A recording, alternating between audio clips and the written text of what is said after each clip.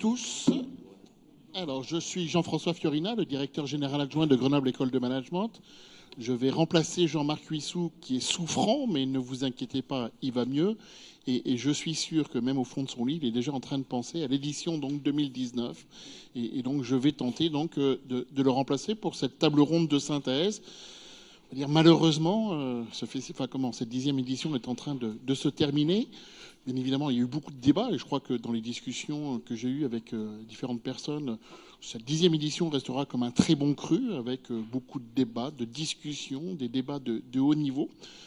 On va faire un petit bilan de se dire 10 ans après, le pari d'installer une géopolitique dans une business school, est-ce qu'il s'est réussi? Et puis surtout, qu'est-ce que ce festival a apporté, en sachant que pour ceux qui étaient là au discours d'ouverture, j'avais précisé que nous voulions que ce festival soit le lieu d'expression de toutes les géopolitiques, par tous les moyens, par tous, pour tous les publics. Et donc, par tous les publics, je crois que puisque j'ai un jeune homme en face de moi, tu dois être le plus jeune conférencier que nous avons eu. Je t'ai vu très attentif dans plein de conférences, souhaitant poser des questions. Je crois qu'on peut t'applaudir. Donc, parce que c'est méritant.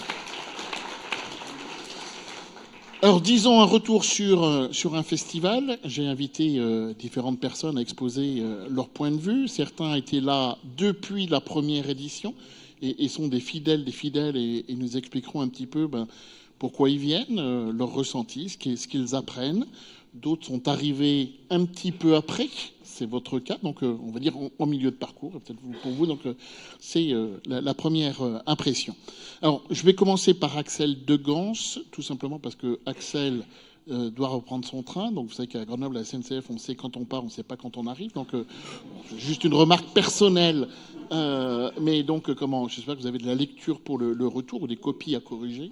Et donc, Axel, allez, vous étiez là à la première édition. Qu'est-ce que vos impressions sur le festival, les évolutions que vous avez vues apparaître, et puis on va dire peut-être des remarques à la fois tant sur le fond, les différents thèmes que l'on a abordés, et sur la forme. Bonsoir à tous, merci d'être présents aussi nombreux un samedi soir. Bon, alors déjà, ça c'est significatif, je pense, de l'aura de ce festival. Alors nous avons tous compris que SNCF n'était pas un partenaire majeur du festival, bien évidemment. Bon. Alors c'est la 10e édition de ce festival de géopolitique organisé par Grenoble École de Management. C'est une édition de la maturité. C'est une édition qui est remarquable par l'affluence, par la diversité des personnes qui y assistent. Alors bien sûr, il y a des étudiants, bien évidemment, il y a des enseignants, mais il y a aussi, tout à chacun, et on voit des horizons extrêmement différents et des gens qui ne sont pas grenoblois et qui viennent à Grenoble à cette occasion. Et je voulais juste dire qu'on a la chance de vivre dans un merveilleux pays qui a un festival de géographie à Saint-Dié, un festival d'histoire à Blois et un festival de géopolitique à Grenoble. Je crois que c'est un pays exceptionnel et on peut remercier les organisateurs et en particulier Grenoble École de Management. Bon. Alors, quelques petites choses ici. Donc, moi, j'ai le plaisir de suivre le festival depuis sa naissance et je l'ai vu grandir et s'épanouir. Alors, cette année, le thème était particulièrement mobilisateur, tant pour l'affluence que pour les thèmes et la recherche. Il y a effectivement ici un thème qui a rencontré son public et comme il avait rencontré ici les gens qui sont venus y participer, avec un questionnement intéressant qui, bien sûr, pose la question du déclin à travers plusieurs échelles, avec une interrogation à gérer à l'échelle interne du pays. Et on a vu toute une série d'interventions intéressantes sur, on va dire, l'échelle nationale et même infranationale, régionale, voire on regardait encore tout à l'heure des cartes au niveau des comtés, c'était tout à fait intéressant, avec cette notion finalement de fragilisation des fondamentaux de la puissance américaine. Est-ce qu'il y a une vraie fragilisation? Dans quelle mesure il y a une fragilisation? Dans quel aspect il y a une fragilisation? Les classes moyennes, nous disait le monsieur Loric Henton, par exemple, l'évolution démographique des WASP, et ça interroge vraiment la capacité le caractère de la puissance américaine et puis finalement le caractère américain aussi, bien évidemment, du pays. Un questionnement aussi sur l'échec des démocrates aux dernières élections, on va dire, américaines, qui ont vu la victoire de M. Trump, et on a vu ici des interventions tout à fait intéressantes tant de M. Le Riche que de M. Henton. L'échelle de la puissance impériale, avec ici un balayage pour les grandes villes, avec Madame Gora Gobin, le cyberespace, une conférence particulièrement intéressante de M. Teilhard, peut-être l'avez-vous vu. Aussi tout ce qui concerne la guerre économique menée par les États-Unis, qui en sont un des acteurs majeurs, bien sûr pas le seul, une conférence menée par M. Ali Laïdi, bien évidemment. Tout ce qui concerne la définition de la croissance, les aspects économiques, très classiques, les aspects financiers. Et il y avait ici aussi une très très belle communication qui a été faite par un de vos professeurs, qui était tout à fait exceptionnel, hein, il faut bien dire. Comme tous nos profs, bien évidemment. Voilà, bien sûr. Et puis, il y a quand même aussi la capacité qu'ont les États-Unis à normer le monde. Et ça, c'est des compétences transversales qu'on voyait à travers les différentes interventions. Normer le monde, c'est la capacité, je dirais, à édicter des règles à l'échelle mondiale. Et donc, on pouvait ici, peut-être que certains l'ont vu, voir la communication de monsieur Emmanuel Lulin, qui est un directeur éthique de la firme L'Oréal. Et c'était passionnant de voir comme quoi, finalement, ces valeurs qui naissent aux États-Unis imprègnent le monde, traversent l'Atlantique à une vitesse relativement importante et finalement sont notre avenir et comment ça modèle l'action de nos entreprises et donc comment nos cadres seront obligés de réfléchir par rapport à ça. Normer le monde, c'est donc bien sûr l'éthique, c'est aussi à travers la conférence sur le cyberespace, le naming, la capacité qu'ont les États-Unis de définir des règles, c'est tout à fait remarquable. Et là, je pense qu'on est véritablement dans un exercice de la puissance qui ne se voit pas, mais qui est extraordinairement profond. C'est aussi la capacité à penser le monde. Et il y avait différentes interventions qui montraient comment les États-Unis étaient capables de penser le monde, notamment une intervention sur l'Afghanistan qui était remarquable, de la pure géopolitique, en voyant comment les États-Unis se positionnent en Asie centrale vis-à-vis de l'environnement russe et chinois. C'était tout à fait remarquable, bien sûr avec des cartes, puisque penser le monde, il faut bien sûr ici des cartes. Alors, deuxième aspect, eh bien, ce festival s'est enrichi depuis sa première édition avec une des spécificités de GEM qui est de penser le monde, bien sûr, mais de penser aussi les outils pédagogiques. Et peut-être vous êtes promené aussi dans l'école et vous avez vu qu'il y avait des cartes tout à fait intéressantes qui étaient affichées. Premier aspect, hein, et Grenoble École de Management est très attaché à cela. Il y avait aussi des interventions sur la cartographie. Et donc la cartographie, c'est par essence penser le monde. Et là, vous voyez aussi que l'outil pédagogique est un outil qui est pensé à GEM parce que ce sont des outils qui sont indispensables pour nos futurs cadres. Et puis, peut-être que certains ont assisté à des choses tout à fait remarquables. Et donc, la pédagogie, c'est aussi quelque chose qui contrairement à ce qu'on pourrait penser, qui se renouvelle quand même. Et c'est aussi des techniques d'avenir qui sont utilisées à travers des serious games, par exemple, ou des shops connectés. Et c'était tout à fait remarquable. Alors, je ne sais pas si certains ici ont pu y assister, parce que je pense profondément que la façon de former nos managers d'il y a 20 ans et la façon qu'on a de les former aujourd'hui n'a plus rien à voir.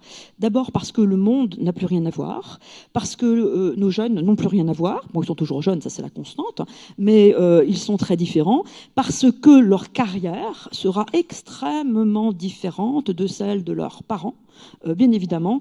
Et donc, ils sont amenés à évoluer dans un monde extrêmement complexe, en profond renouvellement, quasiment en constant renouvellement, une économie schumpeterienne.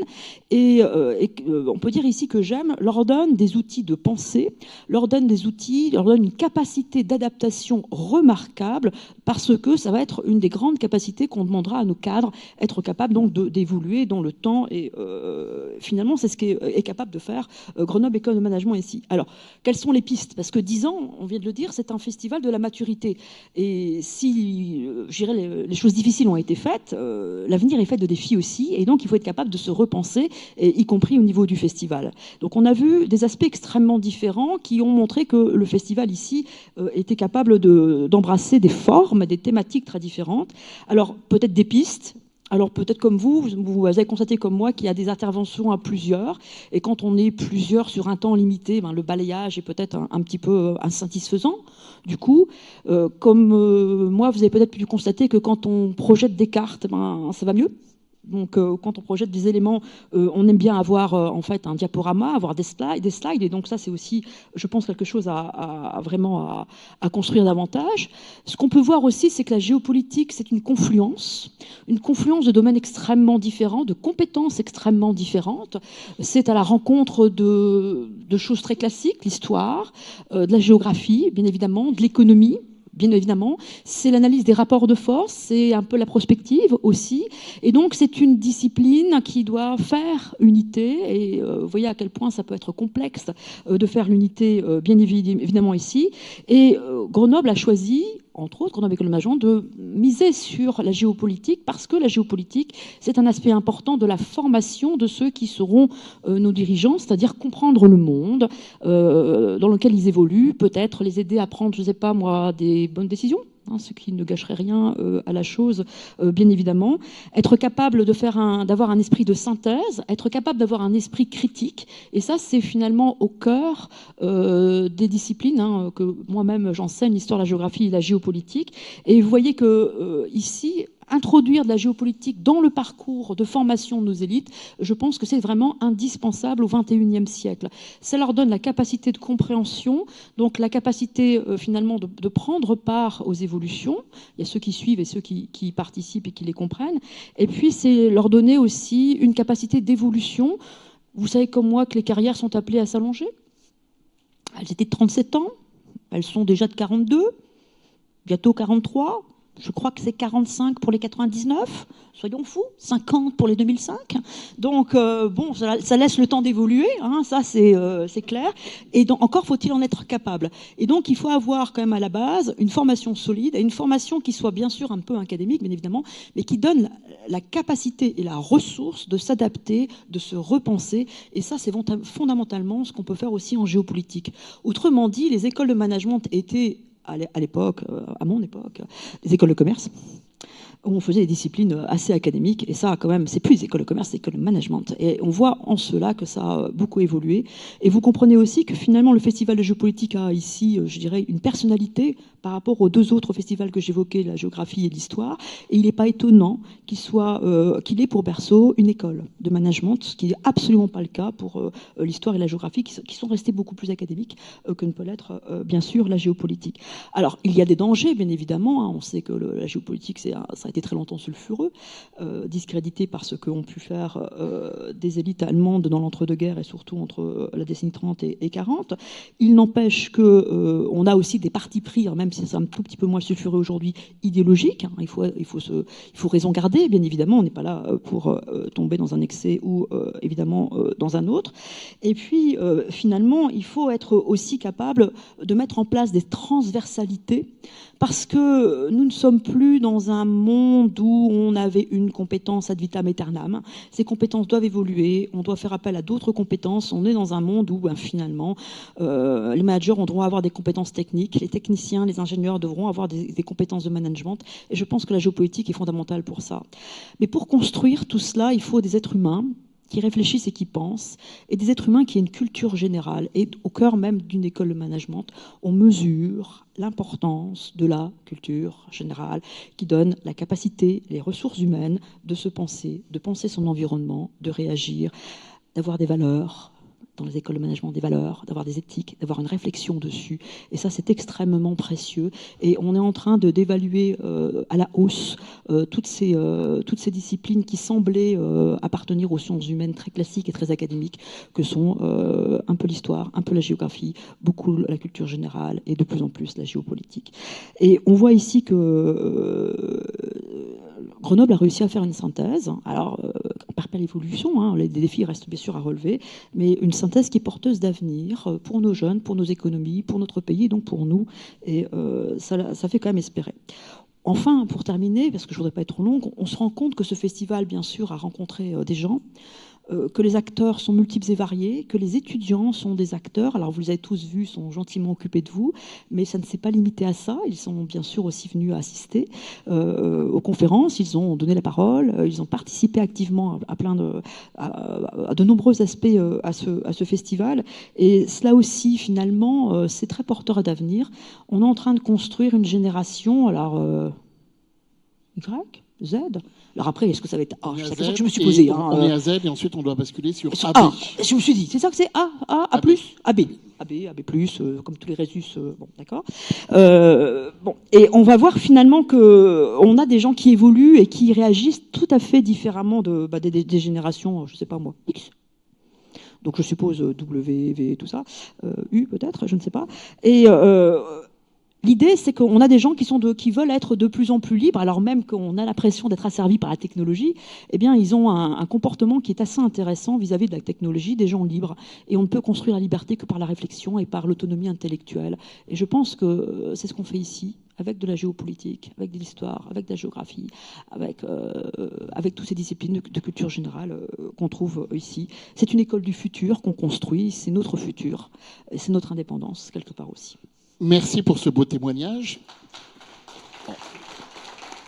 C'est vrai, on l'a vu au travers des interventions, à la fois de M. Lulin et puis juste avant, donc sur le film Alstom, où les managers ou les futurs dirigeants d'entreprise vont devoir rencontrer ou vont rencontrer des situations de plus en plus complexes et dans lesquelles il y aura besoin d'une analyse multidimensionnelle. Avant de vous laisser partir, on est en train de travailler sur l'édition 2019. Nous avons annoncé que pour la première fois, nous n'annoncerions pas le thème. Si vous aviez une petite suggestion à nous faire, ça serait quoi? Alors, moi, c'est une congruence, si j'ose dire. La Chine, les routes. La Chine a déjà été traitée, les routes, ok. Les routes, je l'ai entendu plusieurs fois. Et la Chine n'est pas étrangère aux routes, remarquez bien, et qu'il y a plein de sortes de routes. Il y a des routes terrestres, des routes maritimes, bientôt des routes spatiales. D'ailleurs, je ne vous l'ai pas dit, mais il y a eu un concours de géopolitique qui s'est fait dans le cadre de ce festival avec des jeunes étudiants de 18 ans qui sont venus essayer de résoudre une crise internationale et ils ont apparemment brillé. Il y a des routes peut-être bientôt spatiales, il y a des routes informatiques, des routes Internet, des routes immatérielles. On est en fait entouré de routes. Ça, c'est aussi un magnifique thème. Et de nouvelles routes avec le dérèglement climatique et donc l'accélération du et passage voilà, de la vie ça se vers l'Europe. renouvelle. C'est merveilleux. Okay. Voilà, tout à fait. Voilà. Merci à vous, bon retour et à très bientôt. Alors, Jean-Michel, vous êtes donc arrivé à l'édition numéro 5, vous représentez donc les Clionotes. Votre retour, on va dire à la fois sur ce principe et ce concept de festival, et puis une petite synthèse de ce que vous avez appris, et peut-être le message que vous donnerez à vos élèves lundi matin. Oui. Alors moi, je suis un petit dernier par rapport à Axel, puisque je suis arrivé au 5e festival, un peu par hasard. Je me promenais dans la rue en tant qu'homme de l'Ouest, et j'ai découvert une petite affiche, qui parlait d'un festival de géopolitique. Bon, je suis rentré et je suis revenu. Voilà. Alors, je suis professeur, je ne vais pas me représenter, puisque je me suis présenté à cette salle tout à l'heure, lors de la conférence précédente. Je vais donc adopter un point de vue de professeur, c'est-à-dire qu'est-ce que peut apporter le festival à ma pratique d'enseignant, à mes élèves. Alors là, la réponse est très simple, c'est une formidable école de formation continue. Et je le dis, je pèse mes mots quand je dis ça. Je suis quand même quelqu'un d'assez âgé, vu ma casaque. J'ai vécu des formations de toutes sortes. L'éducation nationale en est friande. Je dois dire que si c'était à refaire, je conseillerais à des jeunes collègues de ne faire que les festivals dont a parlé Axel. Relire les comptes rendus, regarder les vidéos qui sont passées après. On a d'excellents moyens de communication aujourd'hui. Je veux dire, le cours, qu'est-ce que c'est finalement? C'est un morceau de la communication, de la connaissance, très clairement. Et puis voilà, formidable formation. Donc ça, c'est vraiment le premier point qui me vient à l'esprit. Je remercierai jamais assez le GEM de nous avoir procuré un tel outil, dans de telles conditions matérielles, parce qu'il faut quand même le dire. Et là, donc j'invite en quelque sorte ma hiérarchie, mes administrations, le rectorat, les proviseurs, les chefs d'établissement, à venir au GEM, à comprendre ce qui se passe, à faciliter la venue des collègues qui parfois sont empêtrés dans leurs heures de cours, leurs contraintes, leur laisser quitus pour qu'ils puissent venir se former de façon remarquable. Ça, c'est vraiment le premier point qui me tient à cœur. Et je voudrais ainsi rendre au GEM ce que le GEM m'a donné. Alors la deuxième chose, je vais être un peu terre à terre, j'ai assisté, quand Jean-Marc Huissou m'a demandé de participer à cette cérémonie de clôture, à cette table ronde de clôture, il m'a dit, écoute, tu es professeur, tu viens depuis plusieurs années, tu as été parmi ceux qui ont apporté des élèves tout de suite, qui a eu envie d'apporter des élèves dans cet établissement. J'ai cette année réussi à amener 200 élèves de mon établissement sur une journée entière, donc je suis très fier de ce point de vue-là. C'était pas mal de boulot, mais on fera mieux peut-être 2 jours l'année prochaine, on va carrément y aller. Et ce qui est extraordinaire, c'est les retours des élèves, les retours des jeunes. parce qu'évidemment, on travaille, bon, il y a des difficultés, il y a des contraintes, il y a des aléas, il y a parfois des engueulades. Mais qui nous fait des retours formidables, ce sont nos jeunes. Nos jeunes qui nous disent « Ah là là, on a découvert, on a eu le temps, on s'est promené, on a été à telle ou telle conférence. Ah ça, c'était bien, mais ça, c'était pas extraordinaire. Le conférencier a oublié de parler de ceci, cela. » Ils ont un regard critique, c'est fabuleux. Hein. Ils se lâchent. Et surtout, on leur avait laissé carte blanche. On leur avait dit « Voilà, vous choisissez les conférences que vous voulez. C'est une inscription individuelle.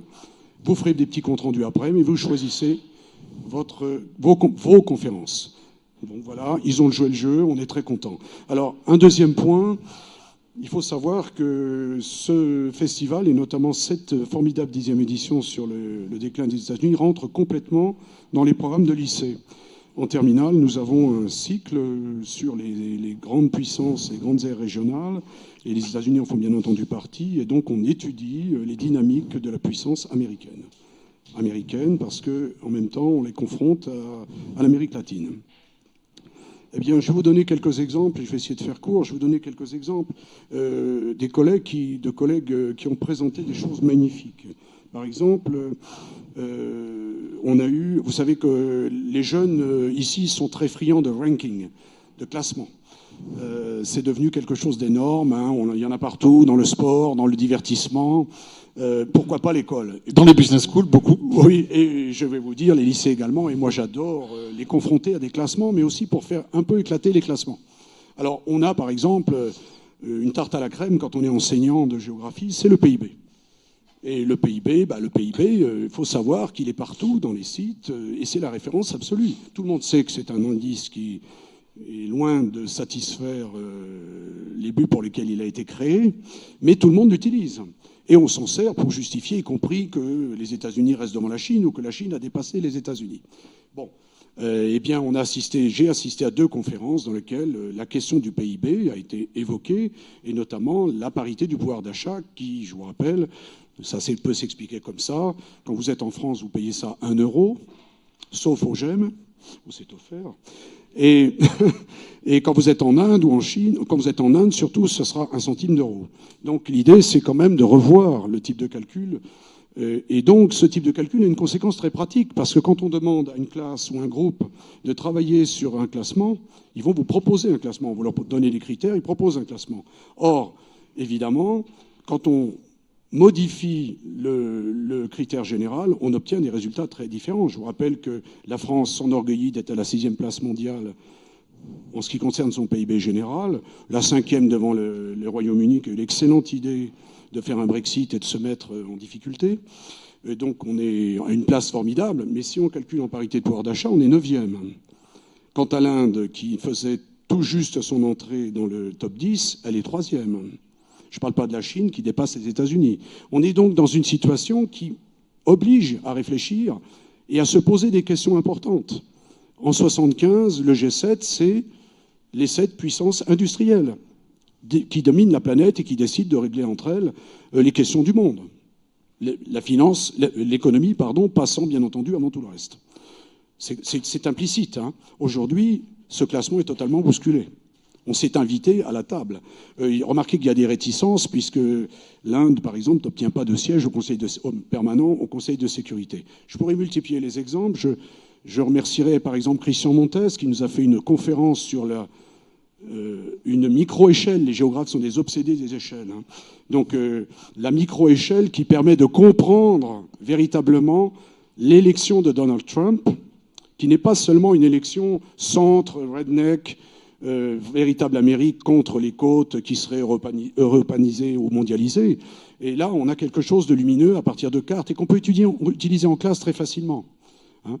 Cynthia Gora-Gobin, qui a déjà été citée, formidable géographe que l'on connaît ici et qu'on apprécie énormément, qui propose un carnet de recherche avec une nouvelle hypothèse qu'elle est en train de tester par des recherches sur place avec des étudiants et des doctorants, une recherche sur la puissance des métropoles américaines. Il y a un classement qui vient de sortir qui classe 12 métropoles américaines dans les 100 premiers PIB mondiaux. Vous avez Los Angeles, vous avez New York, vous avez Dallas, vous avez Atlanta, qui se trouvent dans les 100 premiers PIB mondiaux, devant un certain nombre de pays. Donc on a ici, comme ça, tout un tas de choses relativement spectaculaires qui permettent à nos étudiants et nos lycéens de réfléchir sur la marche du monde et sur sa marche géopolitique. Je vais terminer ainsi. Alors, j'ai oublié plein de gens, j'ai vu plein de choses intéressantes. Je m'en excuse pour ceux que j'oublie.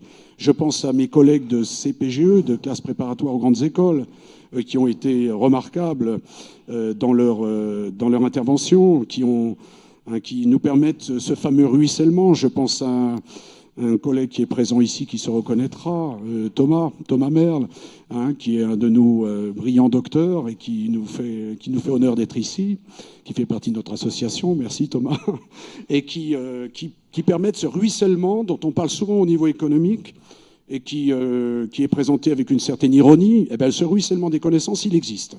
Il faut le savoir. Et il redescend vers nos enfants, vos enfants, excusez-moi, nos élèves. Et ça, c'est quelque chose de formidable. Je terminerai sur une chose, parce que je ne veux pas anticiper sur mon collègue universitaire, mais à la vue de nombreuses conférences, au compte-rendu que nous ferons également très rapidement, que nous sommes en train de faire pour nos amis du festival, j'ai quand même pas vraiment l'impression qu'il y a un déclin des États-Unis. Alors je dirais simplement ceci, je citerai la phrase de notre ami Olivier Kempf, qui a fait une formidable conférence sur l'OTAN, les États-Unis et l'Allemagne, point extrêmement intéressant. Et Olivier Kempf a terminé sa conférence ainsi. Les États-Unis ont été le PSG en première division française pendant une petite dizaine d'années. Ils se sont régalés. Et ils sont maintenant en Liga espagnole. Vous savez, la Liga espagnole, le Barça, le Séville, évidemment le Real Madrid, l'Atlético, il y a du beau monde. Et là, il faut rester dans le top 3 absolument. Voilà ce qui attend les États-Unis dans les années qui viennent. Alors, j'en resterai là et je laisserai Loïc conclure. Merci. Il y a également une piste ou une suggestion pour l'année prochaine ? Alors, une suggestion pour l'année prochaine. Alors moi, je suis un obsédé, indépendamment de mon amour pour la géopolitique, je suis un obsédé des réseaux numériques. Et donc, je verrais bien une géopolitique des réseaux. D'accord, donc on a déjà au moins 2 éditions, 3 éditions. Ah oui, et puis sans oublier que j'ai cru comprendre que l'alternance, il y avait l'alternance, grande aire régionale, on vient de parler évidemment des États-Unis, on avait parlé de l'Eurasie, on avait parlé de l'Afrique, et puis un thème transversal entre eux. Alors je parie là-dessus. Merci à vous. Merci, donc on a eu la vision, vous pouvez l'applaudir, la vision académique et des profs. Thibaut, vous êtes là, vous, depuis la première édition. Vous représentez donc CCI France. Du côté des entreprises, quel pourrait être l'intérêt d'un festival de géopolitique ? Alors c'est vrai que je suis passé un peu par tous les États, puisque je suis arrivé en tant que festivalier. J'assistais aux conférences, et puis à la fin, j'ai cédé à la tentation. Je suis devenu intervenant. Puis j'ai monté des tables rondes. Puis CCI France et CCI France Internationale, on est devenus partenaires. Donc ça, c'est à la fois, j'ai vécu ces 10 ans, mais j'ai vécu aussi ces 10 ans sous différentes casquettes. Si je devais donner une conclusion un peu provocatrice sur les 10 ans écoulés, du point de vue plutôt entreprise, c'est tout change, rien ne change. Alors, je vais commencer par rien ne change. Je me souviens que la première édition, c'était donc guerre et intelligence économique. Et d'une certaine manière, on avait beaucoup parlé évidemment des États-Unis dans cette première édition. Et là où je pense que rien ne change, c'est qu'on a constaté, franchement, lors de cette édition, que les États-Unis sont sur tous les fronts. On peut considérer qu'ils reculent sur certaines lignes de front, qu'ils sont fragilisés, d'autres qu'ils avancent, etc. Mais le fait est qu'ils sont sur absolument tous les fronts. Et c'est ce qui fait, peut-être le charme, mais en tout cas, c'est ce qui nous fascine. C'est que, quel que soit le spectre qu'on regarde, ils sont là. Et là, pour la partie économique, c'était encore plus prégnant cette année, puisqu'il y avait une conférence sur la façon dont les entreprises sont des acteurs politico-économiques des États-Unis. Il y avait une conférence dans le front des idées, avec les think tanks. Une conférence, alors il y avait sur le front du droit, avec le remarquable documentaire sur l'affaire Alstom qui a eu lieu juste avant la table ronde. Évidemment, la guerre économique avec Ali Laïdi. Beaucoup plus, pas problématique, mais symptomatique, le management. C'est-à-dire qu'en gros, quand une personne est formée au management avec des méthodes américaines ou qui manage son entreprise avec des méthodes issues des méthodes américaines, quand il impose à tous ses collaborateurs, quand bien même il serait 19 sur 20 qui sont francophones, à parler anglais, parce qu'il y a un anglophone dans la bande et qu'il ne faudrait pas l'exclure, on devient, et donc c'était donc toute une conférence axée là-dessus, hein, sur le management vecteur de puissance des États-Unis. On est tous des acteurs, alors je ne dis pas qu'on est tous à faire du management à l'américaine, mais on est tous potentiellement entreprises, étudiants, professeurs, professionnels, des acteurs de la force américaine. Il n'y a pas les Américains d'un côté et nous de l'autre. On est aussi acteurs alors on peut l'appeler soft power, hard power, peu importe. Le fait est qu'ils sont partout, ils sont sur tous les fronts. Ils sont certes fragilisés sur certains aspects, mais il faudra toujours compter avec eux. Effectivement, je suis d'accord. De mon point de vue, ils ne sont pas en déclin. Alors, il y a aussi la finance, par exemple. Il y avait une conférence sur Goldman Sachs. Donc, ils ne sont pas en déclin. Ils sont en fluctuation sur cette fameuse ligne de front, mais ils sont partout. Ce n'est pas la ligne Maginot où il y a des endroits où ils ne sont pas. Donc, c'est ça, à mon avis, qui va faire leur grande force au XXIe siècle. Moi, je fais partie de ceux qui pensent que le XXIe siècle sera américain. Alors ce sera peut-être une liga avec les Américains dedans, mais en tout cas, ils seront dans cette liga. Voilà, donc de ce point de vue-là, peut-être que rien ne change, c'est-à-dire qu'ils sont là et bien là, et tout change. Ce que j'ai remarqué pour cette édition, c'était la présence des youtubeurs. C'est-à-dire qu'il y avait le youtubeur, que je ne sais pas si vous le connaissez, mais qui est Mister Geopolitics, qui était là et qui était là un peu en appui de GEM, et donc qui a une chaîne YouTube sur la géopolitique. Il y avait une émission de youtubeurs de la tronche en biais hier soir en live.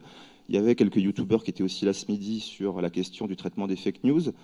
Ça montre aussi que le festival a su s'adapter. La géopolitique, c'est plus juste une affaire de chercheurs et de conférences qui durent 1 heure et où on s'endort si le conférencier n'est pas intéressant. Ça arrive encore. Je ne citerai pas les noms, mais il y a eu quand même une ou deux conférences où je suis ressorti très en colère du festival, mais je ne citerai pas les noms. Mais c'est pas grave, c'est normal, sur 100 conférences, évidemment. 120 conférences, voilà, on est sur l'epsilon qui fait qu'il faut bien qu'il y ait des petits couacs. En tout cas, ça prouve qu'aujourd'hui, on peut parler de géopolitique. On peut parler de géopolitique sous différents formats, numériques, académiques, TEDx, YouTube. Et ça, le festival a su s'adapter à cette nouvelle forme. Et ça, c'est vraiment quelque chose qu'il faut souligner. Il n'y a pas eu un confort qui s'est installé au long de ces 10 années, à dire en gros, on vise l'excellence académique, on vise un point de rencontre, un carrefour qui permettrait que tout le monde se rencontre, et puis on va faire un peu d'effervescence. Non, il y a eu une vraie évolution en 10 ans, et il faut vraiment vous rendre hommage. Voilà, ça c'était sur le tout change, en fait, tout a changé. Sur mes idées farfelues de festival, alors généralement, lors de la soirée de remise des prix du festival, après quelques verres de vin et de champagne, je reviens toujours avec mon idée idiote de faire il n'y avait pas panier, c'est vrai, il n'y en avait pas hier. De la géopolitique des plaisirs. Alors ça paraît complètement idiot comme idée, géopolitique des plaisirs, mais quand on creuse, on arrive très vite sur des notions d'attractivité, très vite sur des notions de soft power. Pour les États-Unis, c'est pas le rêve américain. Quand on rêve d'un pays, il y a une part de plaisir, quoi. On rêve pas d'aller aux États-Unis pour galérer, hein. On rêve d'aller aux États-Unis pour avoir une vie de richesse, etc., etc. Et alors pour l'anecdote, pour ceux il y a peut-être des gens qui me connaissent et qui m'ont vu avec un air scandalisé aujourd'hui. C'est parce qu'aujourd'hui, le meilleur camembert du monde est québécois. Voilà, et je suis scandalisé par cette affaire, mais ça nous renseigne beaucoup sur la mondialisation et sur tout ça. Hein. Ça paraît anecdotique, mais quand on voit passer dans sa newsletter, enfin dans son Google, le meilleur camembert du monde est québécois, waouh, ça nous ouvre des perspectives à ne pas oublier. Et boutade à part, généralement, je reviens assez souvent avec une idée que j'ai de thème plus sérieux quand même, d'une géopolitique, on va dire entre guillemets hors sol, qui serait mer, ciel, espace. C'est-à-dire qu'en gros, la géopolitique quitte la terre ferme et se consacre l'espace d'un festival à qu'est-ce qui se passe dans les mers, dans les airs et du point de vue spatial. Voilà. Merci. Vous pouvez l'applaudir. Alors, effectivement, géopolitique des plaisirs peut être un bon sujet. Alors pour nous, en plus, à Grenoble, où on vient de fêter les 50e anniversaire des Jeux Olympiques, et on sait que la prochaine édition aura lieu à Pékin, qui a un gigantesque plan où Xi Jinping voudrait que 300 millions de Chinois partent au ski. Je pense que derrière, il y a pas mal d'appétit, déjà des stratégies chinoises de prise de participation dans les entreprises locales de remontée mécanique, d'opérateurs et autres. Donc c'est vrai que c'est un sujet qui peut être intéressant.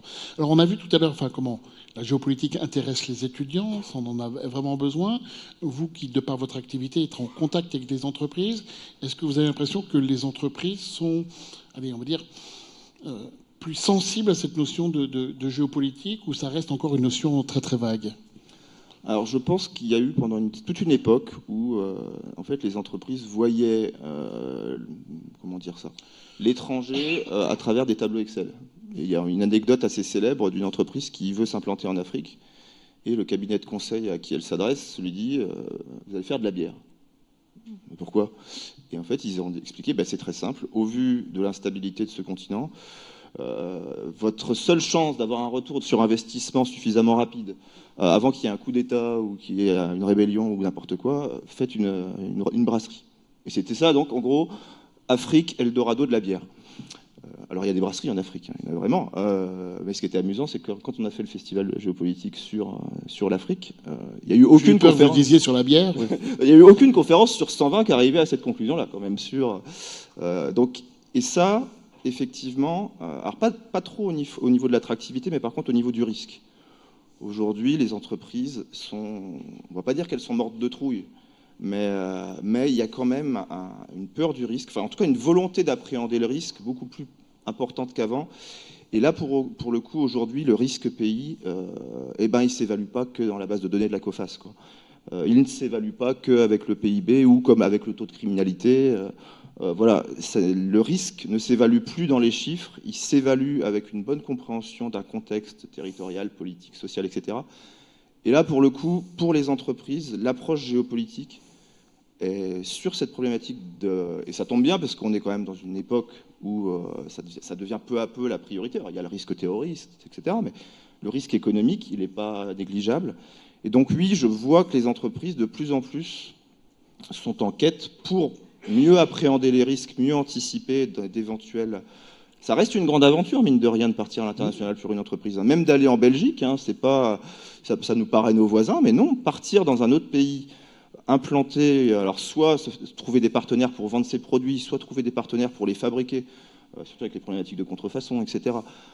Trouver des relais, des distributeurs ou s'implanter soi-même, ça reste une grande aventure pour une entreprise. C'est pas une évidence comme ça où on se dit tiens, c'est la mondialisation, c'est cool.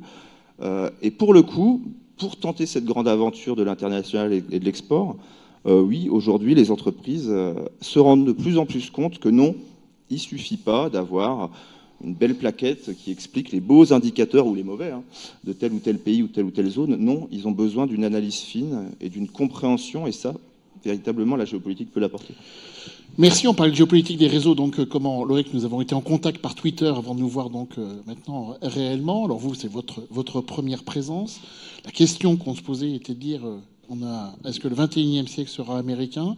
Quelle pourrait être votre conclusion? Oui, non, pondéré? Alors, ayant écrit un livre sur la fin du rêve américain qui inclut justement cette question et qui comporte un point d'interrogation très important dans son titre, je crois que je n'ai pas de réponse tranchée, d'autant qu'on peut interroger à la fois la notion de siècle. Est-ce que nous sommes au XXIe siècle? Est-ce que ça a bien un sens de réfléchir en termes de siècle et de puissance? Et peut-être de se demander si finalement on a besoin de savoir si on aura... un siècle accroché à une puissance. Est-ce que c'est encore une notion qu'on peut interroger? Donc ça, c'est vraiment une question complètement ouverte. La question du déclin, de toute façon, c'est pas une question, c'est une question complexe. Parce qu'on parle toujours de déclin absolu ou de déclin relatif. Le déclin, de toute façon, ça peut être dans un domaine, mais pas dans un autre. Après, quand on interroge les catégories, les grandes catégories du déclin et de la puissance, par exemple, là où j'étais tout à fait d'accord, c'était avec Axel, c'était sur la question des normes. On en a discuté en privé. Ça, c'est un des grands points dont on n'a pas encore discuté sur le festival. Mais c'est qu'il y a énormément d'interactions en dehors des conférences. On n'a parlé que des conférences, mais il y a toute une vie du festival, en marge du festival, et qui est particulièrement stimulante pour ça. Donc cette question des normes, de la contrainte et de l'absence de contrainte fait qu'on peut regarder le problème dans tous les sens. Les États-Unis, contraignent, 2, ne sont pas contraints. Jusqu'à preuve du contraire. Donc de ce point de vue-là, si on en reste là sur l'analyse du déclin, non, il n'y a pas de déclin. Après, c'est peut-être un petit peu plus fin. Mais je pense que c'est quelque chose qui est tout à fait en cours, qu'il faut regarder, qu'il faut interroger, parce que c'est cette question, plutôt que la réponse, c'est le questionnement des outils d'analyse qui nous fait justement comprendre le monde. Et pas seulement la réponse. Le plus important, c'est le voyage et pas la destination dans cette réflexion-là. Et donc c'est ce qu'on a interrogé dans toutes les conférences de ce festival. Et on peut arriver à des réponses assez différentes d'une présentation à l'autre, sans avoir de réponse absolument tranchée. Et justement, on a enrichi le débat sans nécessairement avoir de réponse tranchée. Donc je pense qu'il n'y aura pas d'effondrement américain, ni même de véritable profond déclin. Je suis assez d'accord sur la métaphore footballistique. Je pense qu'elle est assez éclairante. Et c'est à peu près ça. C'est-à-dire qu'il y a la question du retour à la normale. Est-ce que finalement le siècle américain n'était pas une anomalie? Est-ce qu'on ne revient pas à quelque chose de normal? Parce que vous avez discuté au tout début du festival, où j'étais pas encore là, sur l'idée de finalement de pas forcément déclin, mais rééquilibre. C'est peut-être quelque chose de plus pertinent que des choses plus absolues. Et donc je pense que la question se pose, mais que le véritable intérêt, c'est la question, plus que la réponse. D'accord. Et cette question, est-ce que les Américains se la posent sans cesse. Et quelle est leur réponse? Ça dépend, ça dépend très largement. Oui, ça dépend qui la pose, et ça dépend de l'agenda, ça dépend de l'intention. Des gens qui vous disent non, finalement tout va bien, America First, et en même temps il y a du America First qui se font, non pas seulement. Alors ça c'est aussi quelque chose que j'aimerais évoquer à l'avenir, que j'évoque dans mon livre. C'est pas seulement le déclin lui-même, mais la peur du déclin, le spectre du déclin. Et cette idée de spectre, elle a un impact absolument décisif sur la prise de décision. Donc c'est pas forcément le réel qui va faire la prise de décision, qu'elle soit politique, économique, etc., mais ça va être la peur de, la vulnérabilité, le sentiment de vulnérabilité. Et ça, c'est absolument fondamental. Donc on peut interroger le déclin réel et le chiffrer, on peut défendre cette thèse-là, c'est tout à fait possible. On peut défendre la thèse exactement inverse avec également des chiffres qui sont également inattaquables, et on peut aussi parler plutôt de prospective. Et donc c'est ce débat qui est absolument omniprésent aux États-Unis, où il y a des tenants et des deux positions et de positions intermédiaires. Qui correspond aux répartitions par parti politique? Pas forcément. Alors ça dépend également, ça fluctue. Ça fluctue en fonction de qui est au pouvoir et qui est donc dans l'opposition et donc qui critique le pouvoir. Pendant les années Obama, les républicains pensaient que c'était foutu, que les États-Unis étaient en perdition. Depuis que les républicains ont récupéré le pouvoir, pas seulement la Maison-Blanche, ça va finalement beaucoup mieux. Il suffit de regarder le discours de Donald Trump. Ce que disait Thomas Negaroff plus tôt dans l'après-midi. On passe en un an du grand carnage américain à, regardez, on ne s'est jamais aussi bien porté. C'est le miracle Trump, point d'interrogation. Donc de ce point de vue-là, le diagnostic change aussi en fonction du contexte et donc de l'agenda qu'il y a derrière le contexte. Donc le verdict dépend exactement de ça et de ce qu'il y a derrière. Merci. Question traditionnelle, la question rituelle que j'ai posée à tous nos invités. Une suggestion de thème pour l'année prochaine? Alors j'aimais beaucoup les différents thèmes qui ont été proposés, ciel, mer et espace notamment, et les routes. J'ajouterais peut-être quelque chose comme la géopolitique des émotions. Alors c'est pas forcément sur les émotions, mais cette idée de spectre entre peur, colère, indignation, etc., qui sont des sujets complètement transversaux et qui influent la géopolitique. Il y a une géopolitique des émotions par Dominique Moisy, par exemple, qui veut dire que c'est un véritable objet de géopolitique. Merci.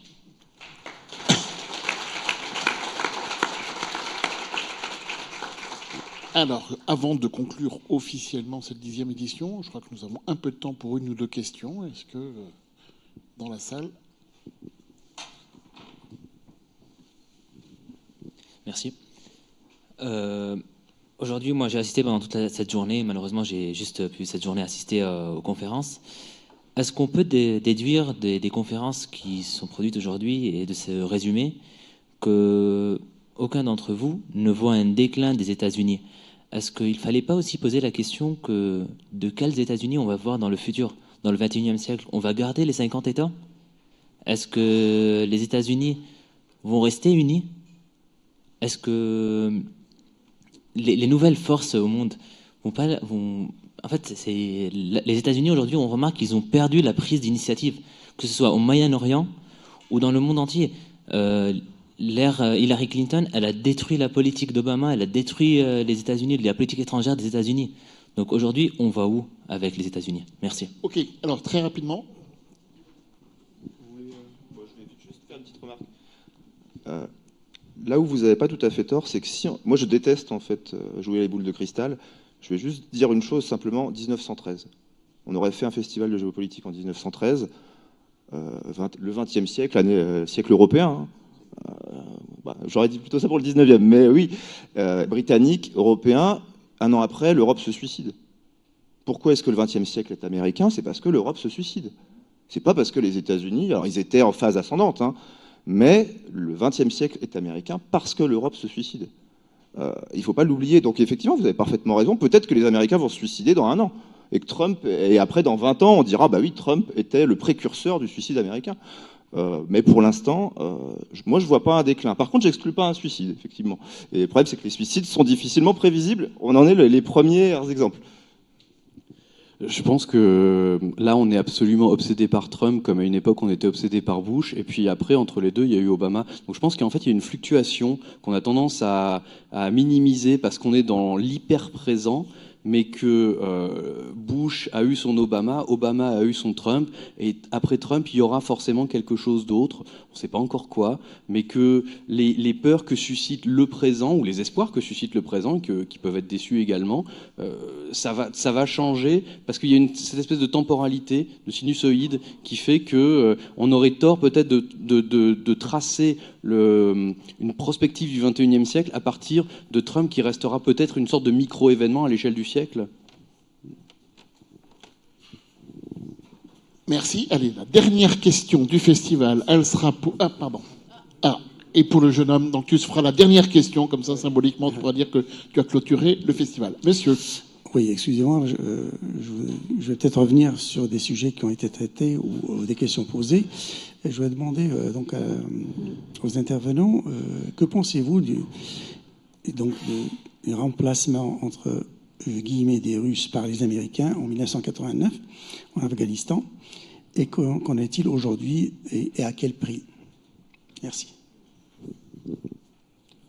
Alors, Jean-Michel? Alors, c'est justement une des questions qui ramène au déclin, à la question du déclin.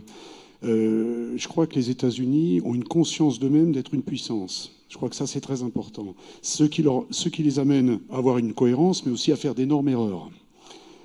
Donc, on peut dire, par exemple, que l'Afghanistan, n'a aucun cas, été une leçon pour les États-Unis. Et que donc, ils se sont plantés, comme d'autres s'étaient plantés avant eux. Hein, puisque c'est une longue histoire, l'histoire des États-Unis. Les bergers afghans, on les a considérés comme peanuts, et puis on s'aperçoit qu'ils sont toujours là, et ce sera un combat de génération. La guerre n'est pas finie. Hein, comme d'ailleurs dans le Moyen-Orient. Donc là, je pense qu'à partir du moment où on considère que les États-Unis font des erreurs, peuvent être responsables de catastrophes, est-ce que c'est pour autant que le déclin est amorcé? Si on prend la question militaire uniquement, on a des milliards d'engloutis, on a quelques milliers de morts, ce qui est beaucoup pour une puissance développée comme la puissance américaine. 0 mort, hein. No troops on the ground, hein, la doctrine Obama.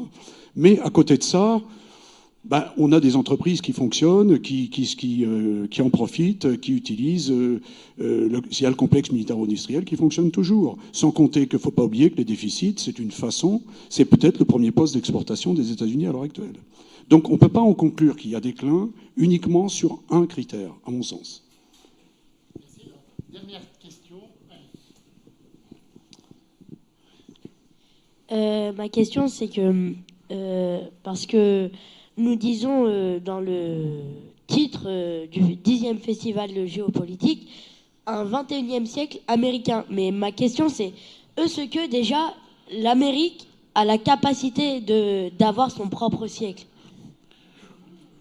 C'est une belle question de philo et de bac. Bravo.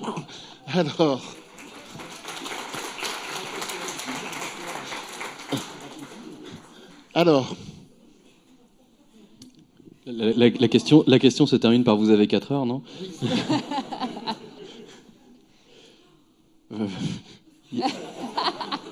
Y a-t-il une réponse à cette question? Je crois que c'est vraiment tout le. Je pense qu'il n'y a pas véritablement de réponse, et que la réponse, elle est en cours de développement. Est-ce qu'il y a aussi une volonté? Ça, c'est aussi il y a eu aussi plusieurs livres ces dernières années sur la question de la puissance et la volonté de puissance. Vous appeliez tout à l'heure le suicide, c'est aussi le refus de la puissance et le refus de l'exercice de la puissance. Et donc, on peut aussi ne pas vouloir de siècle américain, ou ne pas vouloir de se mettre dans une position d'être la puissance du siècle. Donc, c'est la question de la volonté, je pense. Pour essayer de donner un éclairage à ta belle question, en 1914-15, les États-Unis sont déjà la première puissance. Or, ils ne se considèrent pas comme la première puissance. Il faudra attendre 1943, 44, 45 certainement, pour que les États-Unis s'affichent comme une puissance mondiale et comme la première puissance mondiale. Alors le siècle américain, c'est aussi ça. Il y a un début qui n'est pas clair, il y a une fin qui n'est pas claire non plus. Peut-être une dernière. Il faut aussi pas oublier que les choses vont vite et que pour l'instant, les acteurs du numérique, justement américains, sont au début de vouloir jouer véritablement un rôle de changement de la société, etc. Il y a certains acteurs numériques, je sais pas, Google par exemple, ils cachent pas une volonté, alors on peut débattre si c'est de l'esbrouf ou pas, de faire du transhumanisme, c'est-à-dire de changer véritablement la société, de changer les rapports humains, de changer l'être humain en profondeur, quoi.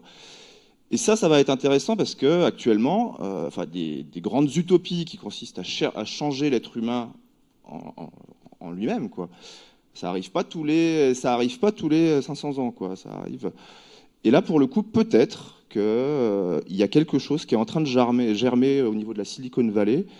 Et peut-être que justement, le 21e siècle va être le siècle d'une transformation de l'être humain, de cette espèce de symbiose avec la technologie, encore plus que ça a été le cas avec la révolution industrielle et tout ça. Ça va naître aux États-Unis, parce que le fait est que les GAFA, ils sont là-bas. Qu'est-ce que ça va donner? Peut-être que le 21e siècle va être américain, mais ça va être peut-être un siècle d'un homme transformé qui sera né aux États-Unis. On ne sait pas, en fait. Merci. Alors sur ce sujet, je vous invite à lire l'excellent livre de Laurent Alexandre, La guerre des intelligences, alors qui à la fois montre les conséquences dans l'éducation, mais toutes ces réflexions et également tous ces conflits géopolitiques. Je crois qu'il est maintenant temps de se quitter, malheureusement, parce qu'il y a encore beaucoup de débats et de questions possibles. Vous avez été... Alors, je crois que tout le monde peut s'applaudir, donc à la fois nos intervenants et vous.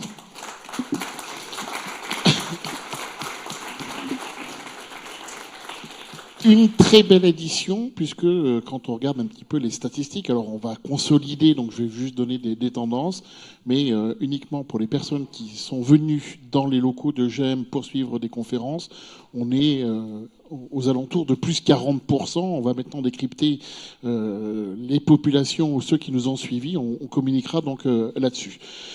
C'est un bel événement. C'est un bel événement qui ne pourrait pas se faire sans tous nos sponsors et partenaires. Donc ils sont très nombreux et ils vont apparaître sur l'écran. Je crois que là aussi, donc vous pouvez les applaudir parce qu'ils ont permis donc cette belle réussite. La force de GEM également, c'est un principe chez moi, c'est d'associer dans nos événements l'ensemble des parties prenantes, y compris donc les étudiants au travers des associations. Et donc vous les avez vus, ils ont animé un certain nombre d'ateliers. Pour certains, ils vous ont aidé et assisté. Donc un grand merci aux associations étudiantes ici. Nous avons... Dans nos premières années, une gestion de projet où les étudiants doivent réaliser un projet. Et donc, on avait tout un groupe qui a travaillé sur le festival de géopolitique.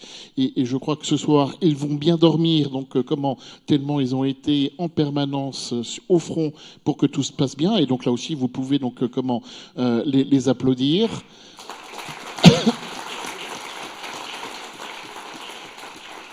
Applaudir également les étudiants qui vous ont aidé à accompagner. Alors ils étaient très visibles, ils étaient en rouge. Et donc là également, j'ai particulièrement apprécié les retours quand on me dit que les étudiants étaient très serviables et accueillants. Donc ça me fait plaisir. Et c'est vraiment une dimension que l'on souhaite développer. Donc je crois que vous pouvez les applaudir pour ces éléments.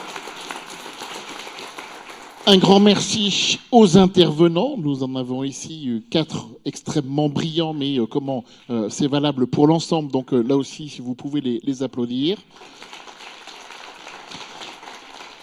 Un grand merci à toute mon équipe géopolitique, qui là aussi va très bien dormir à partir donc de ce soir. Jean-Marc Huissou, Nathalie Bellos, Isabelle Sauré, Claire Moore, Violaine, je ne sais pas où aller. Voilà, on associera également donc Katia, et puis un grand merci à vous, parce que s'il y a un festival, c'est qu'il y a des gens qui sont intéressés, qui sont passionnés, qui nous disent qu'ils ont besoin donc de débattre, qui ont été là pour encourager, pour discuter, pour échanger au travers des questions, et qui font que tous les intervenants ont eu envie de se sublimer tout simplement pour être bons et répondre à vous. Et donc un grand merci de votre participation. C'est la fin de ce 10e festival. L'année prochaine, il y aura donc toujours un festival. Un journaliste a écrit « La géopolitique est festive à Grenoble, elle doit continuer ».